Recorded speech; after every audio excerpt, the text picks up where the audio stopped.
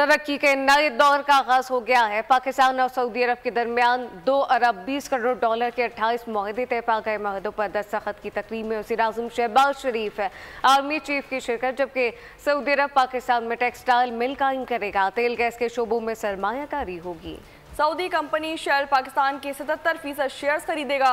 Saudi अरब पाकिस्तान के मसाला जात और ताज़ा सब्जियां दरामद करेगा। पाकिस्तान सऊदी अरब को अफरादी कुव्वत फराहम करेगा। दोनों ममालिक में तामीराती शोबे, ट्रांसपोर्ट, साइबर सिक्योरिटी में ताउन पर भी इत्तेफाक राय हुआ।